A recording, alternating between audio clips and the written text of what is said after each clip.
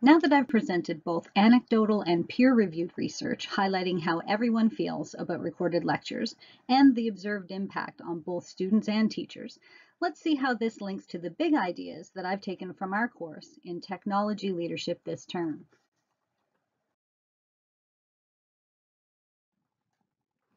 One of the biggest takeaways I've had from our text, which was Stratosphere by Michael Fullan, is 4 criteria that he presents for integrating technology in our classrooms. I have them here on the slide, and the first point is to highlight that Fullan's very clear on the fact that we shouldn't integrate technology just for technology's sake. He advocates these 4 requirements for any technology to be integrated. The first he talks about is that technology should be irresistibly engaging, which means it has to draw people in. The second thing he says is that it should be efficient, easy to use, and worth the effort, making easier learning and making it more interesting. The third criteria that he has there is that it has to be ubiquitous, meaning that you can access it, it's available anywhere, anytime. And then all of those criteria, those first 3 criteria, allow for the 4th criteria, which is that students have to be enabled to be engaged in fact, immersed in real-life problem solving. I was particularly taken by Fullan's analogy that in order to fully learn, we have to engage and then have time to reflect. He relates the fact that a lot of big ideas come to us in the shower when we're not engaged in that thinking. And I relate to that this is when the synthesis happens.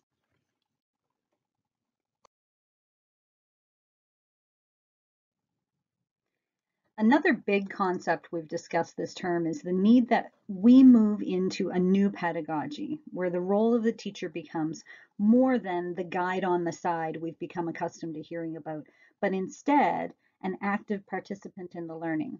When the teacher takes on this role, they demonstrate to students how an educated person approaches learning and problems to be solved. This teaching of how to learn is paramount for students entering a workforce that changes at the most rapid pace that it ever has.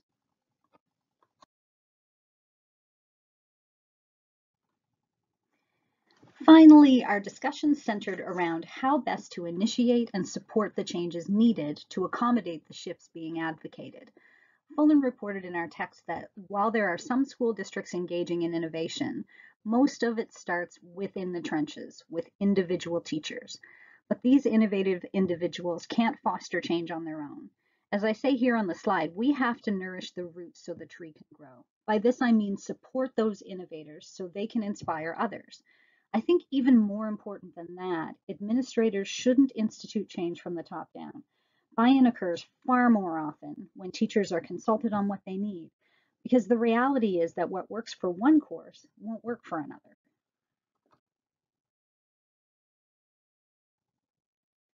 So the evidence is pretty overwhelming. Students want access to recorded lectures for various reasons, to review, to clarify, for the language issues we talked about, but they want it.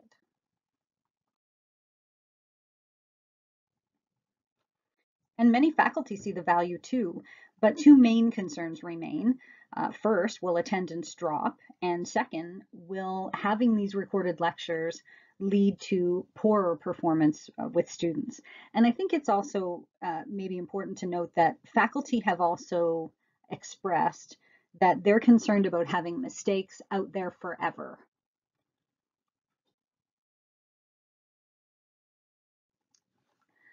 On the face of it, at first glance, it would appear that the research really isn't helping us much because there are mixed results regarding attendance. Sometimes it drops, other times it doesn't. But it appears that when we look deeper, it's all about how the recordings are built into the course. If lectures remain simply knowledge transfer, then the recorded lectures can be looked upon by students as a substitute, and rightly so. We, teachers in general, would all agree that more happens in the classroom than just knowledge transfer. The key is to make sure that students see that. When recorded lectures were introduced in classes where active student involvement is required, they were used more as a supplement than a substitute. And when that happens, it does help student results. It also depends on who the students are. Those who were less mature and less responsible and who had no past experience with recorded lectures. They went through 4 phases, from euphoria through some displeasure, and then finally they came to acceptance of their educational responsibility. When we first introduce it, recorded lectures have to be provided for clear purposes. We have to be clear with students about how we want them to be used and how it's best for them to be used.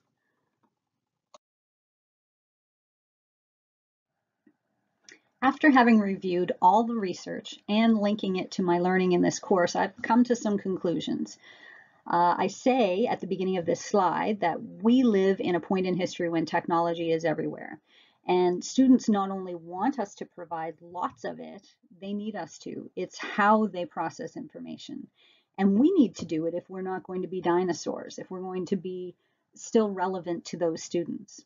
So I've got a list of conclusions here on the slide. And the first one has to do with my choice of how I've presented the information to you. And you may have noticed that I chose to provide information on the site in a bunch of ways: Powtoon, written notes, some videos, and this PowerPoint with voice.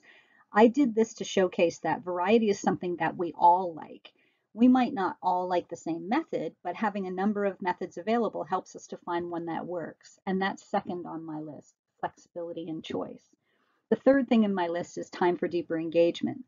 Being able to leverage technology in this way, if used properly, should allow us as teachers to spend less time transferring that knowledge. Once we have the videos, we can leave that knowledge transfer largely to that. And then we have more time to engage with the students to apply that knowledge and gain deeper understanding. Number 4 on the list has to do with this learning how to learn idea.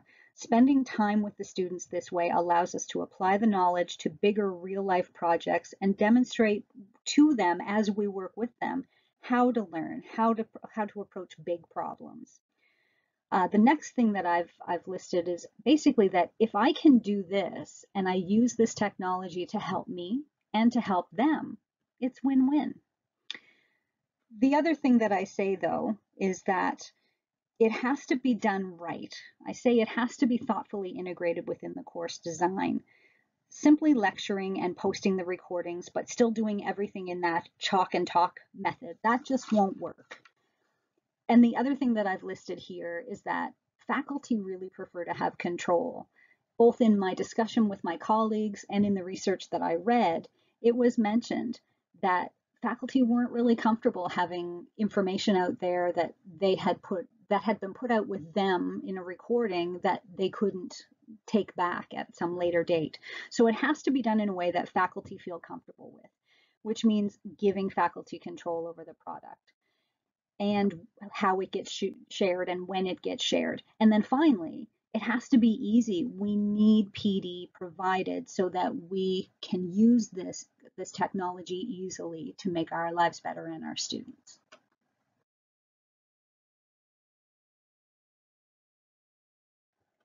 So the question is, how will this new knowledge inform the way that I teach going forward? Well, I have it on the slide. Nike says, just do it, and that's what I'm going to do. But I know I'll need some help. I don't mind being an innovator, but I don't know enough about doing this to do it completely on my own.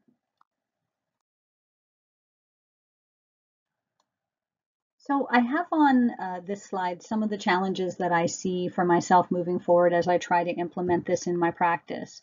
And the first thing that I have listed there is time, because I think first and foremost, the time that it will take to figure it all out is going to be a bit of a challenge, trying to work that into my current schedule.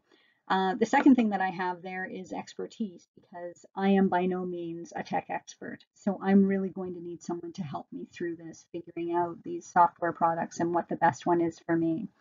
Then I have growing pains listed, because anytime you do something in class that you're not comfortable with, it's a scary thing to do. So many things can go wrong. And even after I've received PD and I've practiced it on my own, doing it in class is another thing entirely. So that's going to take a little while to get used to. And then finally, that would lead a little bit to that student frustration.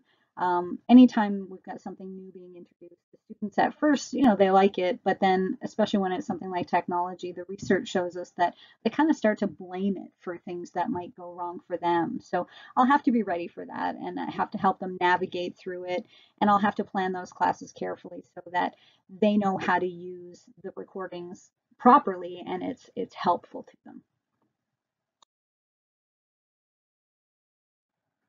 At this point, I think I'll need help with the three aspects that I have listed on the slide here.